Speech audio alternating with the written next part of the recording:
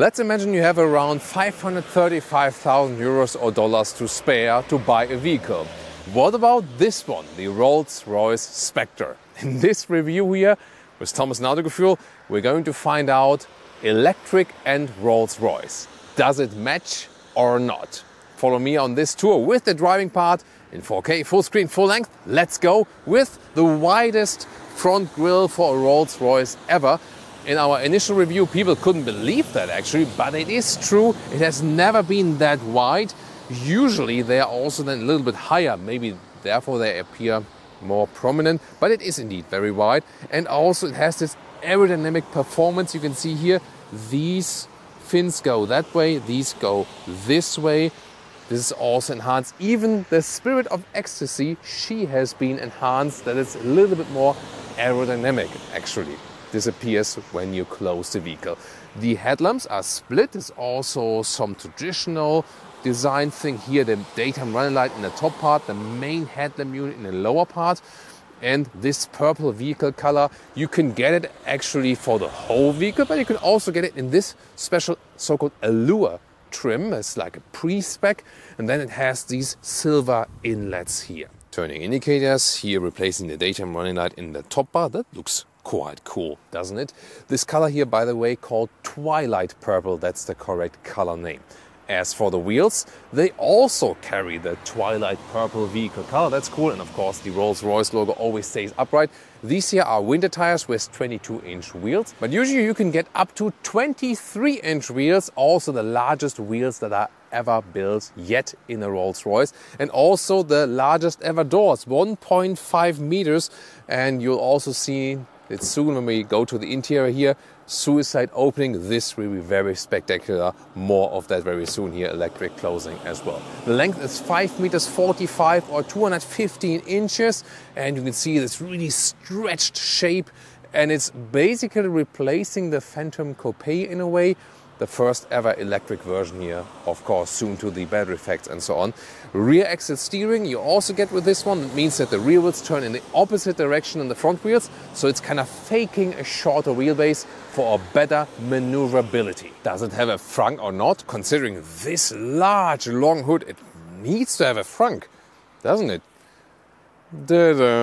No, it doesn't. It has a nice badge here though. And when I look underneath this cover here, there is some space, so I'm not sure. Maybe they thought like, hey, as a Rolls-Royce owner, you should not put the cable out yourself. I'm not sure what's the philosophy behind it. I would have put a frunk in that one, definitely. Would you? Tell me in the comments. What's interesting here is that you can see this mechanism, how the Spirit of Ecstasy, is basically hidden here. Towards the rear, we can see these vertical tail lights, and they only appear red when the vehicle is on. Otherwise, it's all the way transparent. And you can see here the turning indicators or hazard lights. They also then appear in the middle. I'm really sorry, by the way, that the car is not perfectly clean. It was clean, but in these conditions here, when you just move it a couple of meters, it's directly dirty again, and we, post-clean it then a little bit. But these are the winter conditions, so sorry for that. Acceleration figures, 4.5 seconds to 1 kilometers an hour or 62 miles an hour. Of course, we do a test of that today. More than 580 horsepower, so it's a very powerful vehicle. How does it bring it the one to the road? All-wheel drive means one electric motor in the rear, one electric motor in the front. And we'll also talk about efficiency. Well, the CD value is 0.25. That's really decent, and the best, of course, so far for a Rolls-Royce. But we'll see how much energy we will consume with that very soon. Can you actually fit something in the trunk? Now, let's take a look right here. Well, for some luggage, does fit. This is here a meter of 40 inches, and you can see here between the wheel arches, it's okay. Then it's getting a little bit slimmer. Let's take a look at that. So I have some backpacks behind it, and you can see here the width then between this, more narrow is about like 80 centimeters or 31 inches, and the total length is actually quite decent. This is like 115 in meters or 45 inches. So this is the full extent. You cannot fold the seats, and underneath here, there is then the space for your charging cable.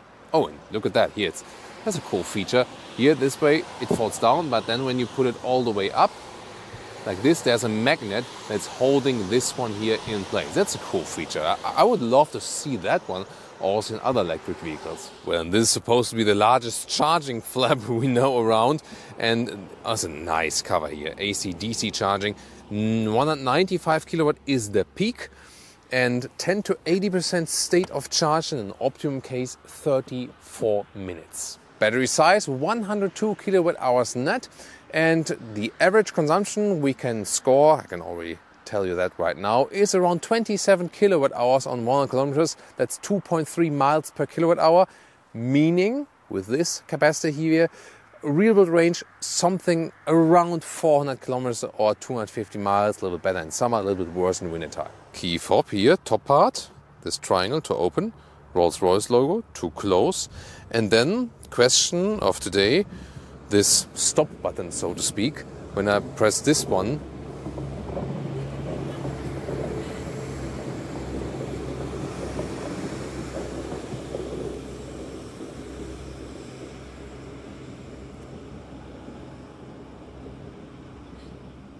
it's not only that are cars passing by here ruining my sound, but also trains. Yeah, but let's continue. When I press the stop button here, there we go. This is the opening of the trunk, the remote one from the key fob. Ta-da! Welcome to your driver's seat here. Actually, it looks like you would be entering like a being chauffeured sedan, but this is your driver's seat here. Of course, and for the right-hand drive markets on the other side. Yeah, but it always looks so special. There you can see this is 1.5 meters long door, the largest door they used ever so far. Wow! And they also use the color combination reflecting inside and outside. That's also pretty impressive. As for opening and closing door, it's really interesting. So I can press here the outside button. Is it capacitive? Maybe it doesn't work with the glove. There we go. So that's the way the door closes automatically. Opening it is rather manual. You also have, this feedback right here. Now, of course, also when you, manual close it like this, you here have the soft close then.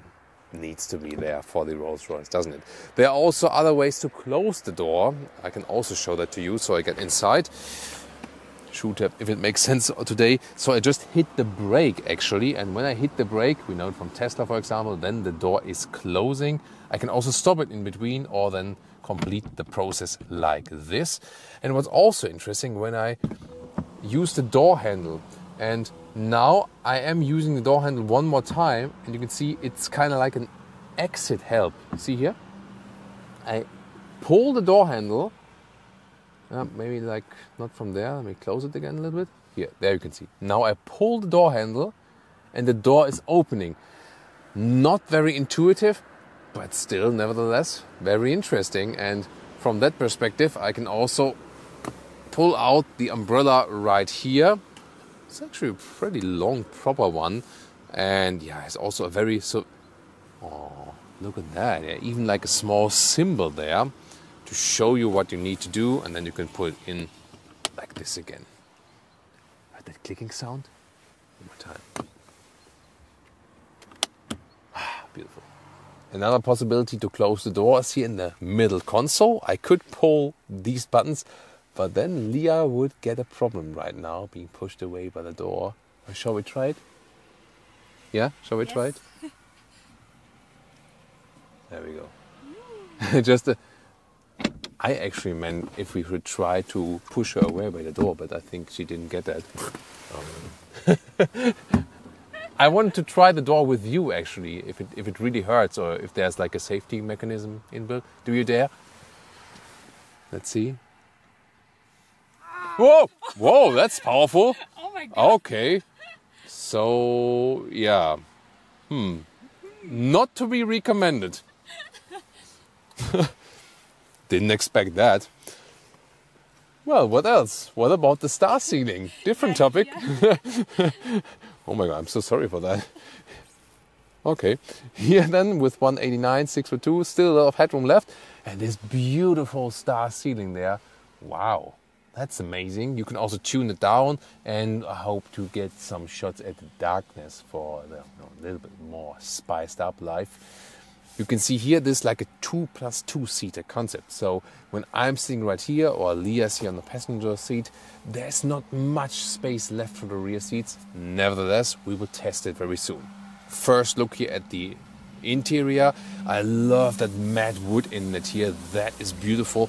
And also these analog elements here. Look at that. When I push them down or pull them out, this is, you know, this retro styling, but being transformed actually into modern life with this, you know, infotainment system, digital instruments. You can see here, that is kind of astonishing in a way, that the infotainment system is rather straight. If you sit here at the driver's seat, you almost have the feeling that it leans towards the passenger, whereas in most vehicles nowadays, the infotainment system is more leaning towards the driver. I just need to repeat this. Ah, beautiful. Look at that, how the switchgear stall column here. You have to use this step mechanism, you know. It's also this very traditional way of doing that, transported here into an electric vehicle. Not necessary, but maybe wanted. On the steering wheel you have real buttons still. Instruments are all digital, so here when I turn on the vehicle, looks like this. I also love how you adjust here the lights and so on, daytime lights and auto, and just listen to that. Yeah, this gives you this retro feeling. Climate unit, also classic style. Here all manual control, warmer and colder, different zones. So this is basically for the existing Rolls-Royce customers, that they don't have to learn something new. This is here the seat heating. And can we have this ASMR moment together?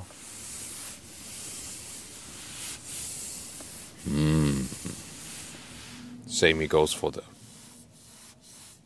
lower parts, and we have some cup holders underneath. You can also control the infotainment system from below, and these are some hotkeys all around. This area here is also heated. That's really fancy. Then turning it up, we have some space underneath for the smartphones, 2 USB-C chargers, and then this front cubby holder is kind of astonishing because it's super tiny, not supposed to, yeah, what's going on there? Infotainment system, it is this BMW system. You can see it right here because you have the same app view. You can control it from below, but it is also a touch screen, so both is possible. Apple CarPlay, Android Auto, both available. Here is then the direct hotkey to go to the... What the hell, so many calls? Yeah, that's always when I'm shooting. So then let's go back here, and what is interesting is always to see the drive settings. Like here, drive assistance. You can also deactivate the speed warning. Here you can actually activate or deactivate the artificial sound. Not needed, but you can use it, of course. Yeah, most of the time you use the smartphone mirroring, I guess. And we still have an analog clock here next to the infotainment system. Everything is plush here. Look at these really deep floor mats. Then also plush seats, however animal skin surface only, and that makes it a little bit stiffer. These new modern materials, as we know from BMW 7 Series, so-called Veganza or SensorFin material at BMW, is actually softer from the surface. So there actually Rolls-Royce also needs to look forward to the future and embrace new materials. They did not do that yet. Why? It is also a people's decision of individual people, and the former Rolls-Royce CEO was very reluctant in that subject. I hope the new Rolls-Royce CEO will embrace it even further and also go for animal-free materials, because customers do demand it, and you also have actually even more comfort from these new materials. And what about the rear seats? Here, by the way, you can turn on and off that star ceiling. And you can also dim the stars here a little bit darker. Oh, cooler, of course, when it's brighter, they are lighter up. Actually, you can also sometimes see shooting stars. So Leah did discover some shooting stars already, but she's still looking out for some more. It is actually like a random pattern, I heard. Sometimes they are there, sometimes not. Well, if you didn't see a shooting star yet, at least you saw Leah, right? Yeah, she is definitely the shooting star. Here on the passenger side, by the way, you also have another umbrella. So, of course, you want to get out the vehicle dry on both sides. And then here I can pull this lever, slide this seat forward, and it goes automatically a little bit in the front. Yeah, and for the rear, oh, there's the price list, 484,000 euros, excluding tax. So 535,000 euros or dollars, including VAT. Yeah, that's of course really, really expensive. What else could we get for that? I'm not sure, but not many other cars. And now I'll take off my shoes to get in the rear. So, there we go. Sitting here on these very plush floor mats, that's beautiful. And it doesn't look that spacious at first, but here it's actually quite comfortable. So when I lean backward, I even fit here headroom-wise in, so that does work. I have my own middle console with a climate unit and so on. I can set the vent strength or the fan speed. Here USB-C charging underneath, illuminated cubby hole with cover inside, and some cup holders also here for the rear passengers. And I can very well see the star seating here now. That's actually quite cool. But do I still have some space when I pull the seat here? Oh, backward. That went quick. So there we go. It slides back to Leah's position actually, and hopefully stops in front of my knees. That would be happening now. Yeah, so I could maybe here slide a little bit forward, so that way Leah could still sit here. That would be possible. So yeah, this vehicle does work with tall adults in the rear.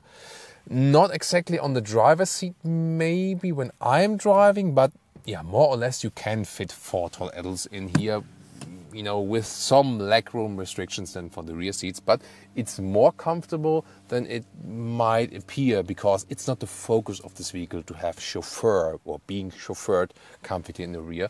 That's actually quite fancy, and that's what I really love. I love their attention to detail, you know, all this color work here. You can of course also individualize it, so anything you want is possible, they say. Not everything.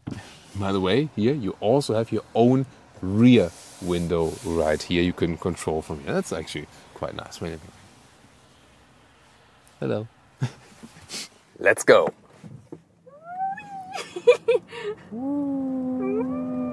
Plop. That's 0 to 1 kilometers an hour, 0 to 60 miles an hour. Super quick and super smooth. Wow, what about that?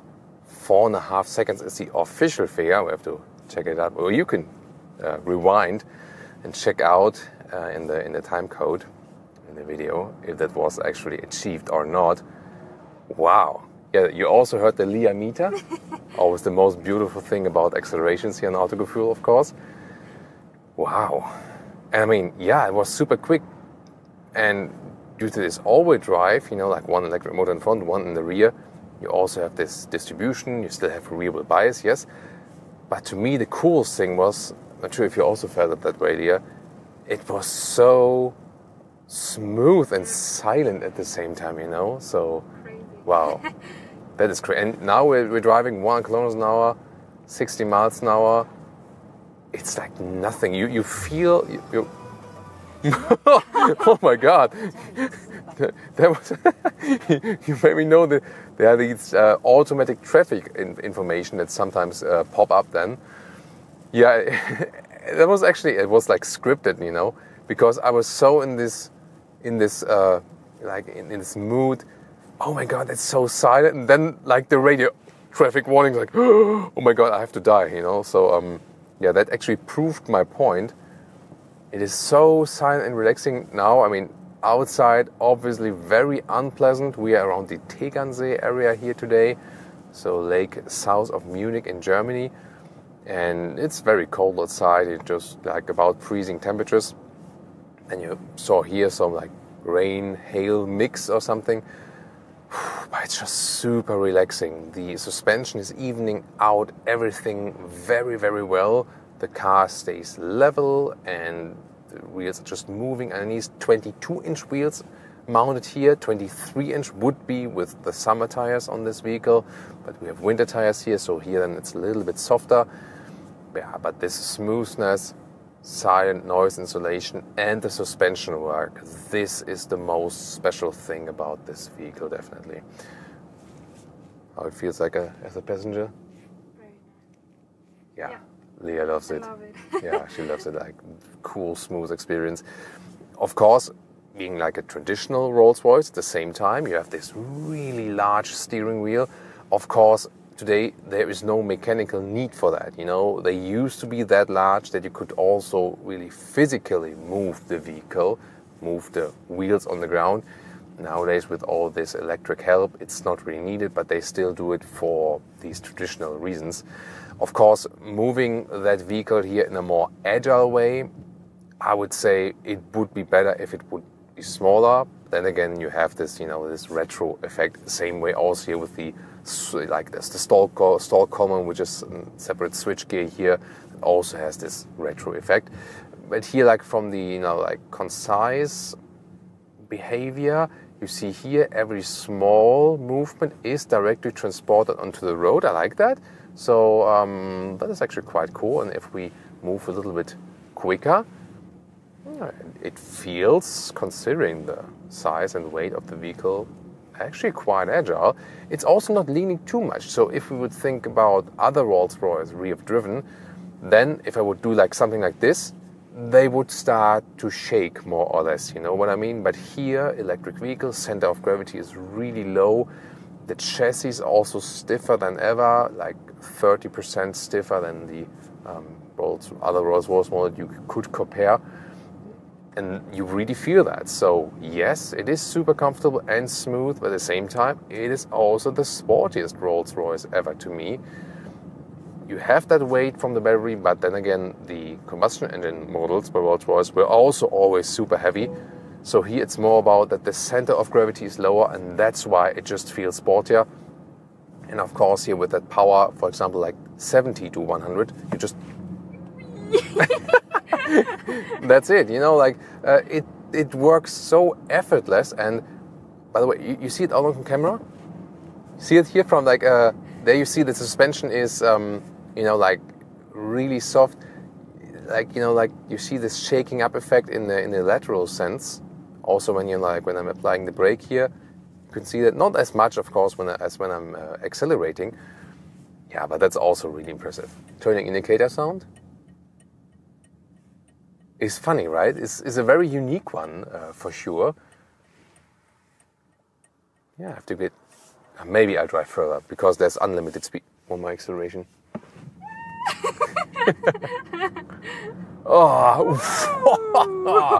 Woo.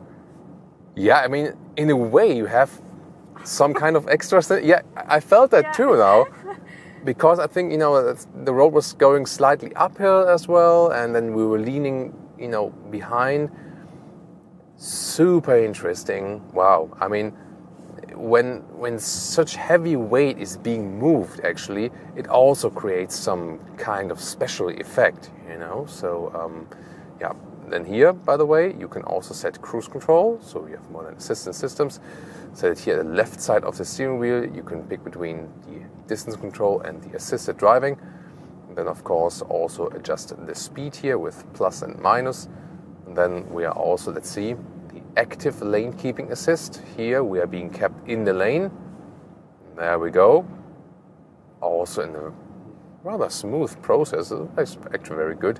Here, of course, they profit from the BMW group, where they can just take over these systems and then adapt it to their vehicle. Here, look at that.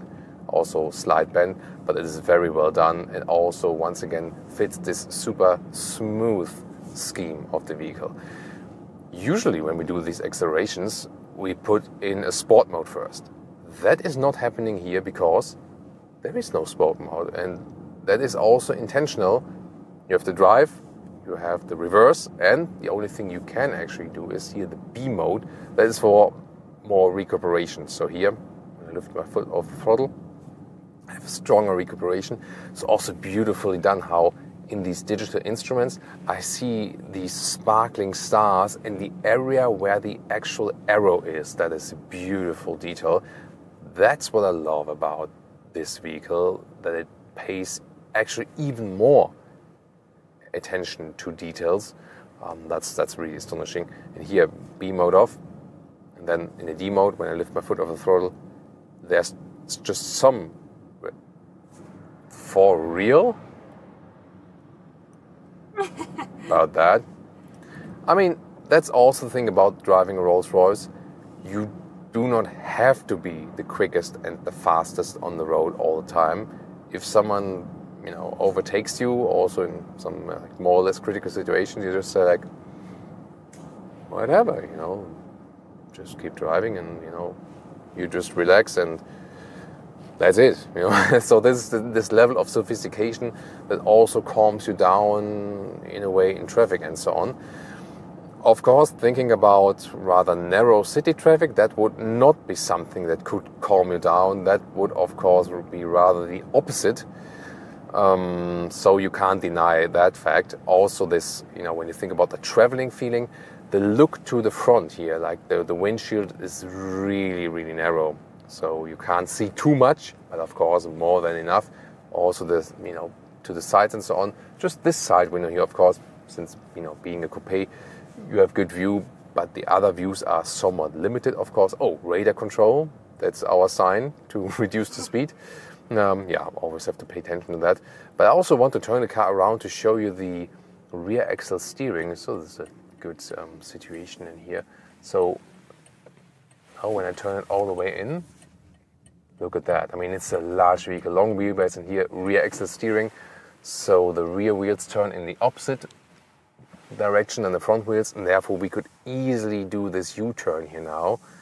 This is also very important for this vehicle. So for parking in and out, and for example, yes, sometimes maybe personnel will do that or valet parking, but you will also want to park your Rolls-Royce yourself in front of your, majestic villa or something. So this rear axle steering feature is really, really cool to make it just so much easier to maneuver around. I mean, noise installation wise, this is probably the pinnacle we've been driving so far. If you remember any other vehicle that was so silent at 1 kilometer an hour, 60 miles an hour? Wow, this is super impressive. So this playing together of installation and suspension, that is really most awesome. You might think that, using the platform of the other Rolls-Royce, so this is not dedicated EV, which is of course for EV sense more or less a disadvantage. Then they also use group parts that are also being used in BMW EVs, like in the BMW 7 Series, but it's not the platform of the 7 Series actually, which you might expect at first. But then if you think about, hey, can I just pay half or even less than half the price and get the BMW 7 Series? What would be the difference there now? Well, from my understanding, what I can just feel now, yes, the noise insulation is even a step further, a little bit better, so it's a little bit more silent. Suspension-wise, it's a different philosophy. The 7 Series is a little bit more driver engaging, sportier from the suspension setup. This one here definitely more set the tone to comfort. And you really feel that it's not the 7 Series platform. These vehicles feel very different, I have to say. Maybe I didn't expect it at first when I first heard about they are doing this EV, but it does feel way different indeed. I can't really say in the sense of, this is clearly better than the other, because both have pros and cons definitely. As I said, this one here feels more, relaxed and comfortable, and so on in that way. Then the 7 Series has some sportier touch, I feel, from the driving, especially from the suspension. Seating-wise, however, we have to say the 7 Series is just so good, especially in the new Veganza material, like these, like the vegan leather seats, which also have this very plush Einsitzhöhe. They are better than these here, actually. So seating comfort-wise, the 7 Series is actually better. That is also astonishing. But here also, Rolls-Royce, as I said earlier, is only offering the animal skin material, which is by surface material, also stiffer in itself. So this is also something where, I said earlier as well, Rolls-Royce could even gain more comfort, comfort capabilities with being more open to modern technologies and not just, like they're going electric now. They're doing that, and no one would have thought that before, maybe. And obviously, it works. So also, if you are an existing Rolls-Royce customer and you ask yourself, an electric Rolls-Royce, does that really work? I mean, the founders themselves actually predicted that Rolls-Royce would be all-electric one day and that it would only be an advantage because it fits to the world of Rolls-Royce being so like effortless and silent. And I can just stress that. Electric fits Rolls-Royce perfectly. Yes, you do not have the growling sound. That's the only thing you say you will not get with this one. But the general philosophy and how it drives and what it delivers for the customer, for the driver, and also for the passengers, this is actually a perfect match, I feel. Leah nods. I must have said something right, yes. And of course, you should tune in to other luxury EVs here right on Autogefühl.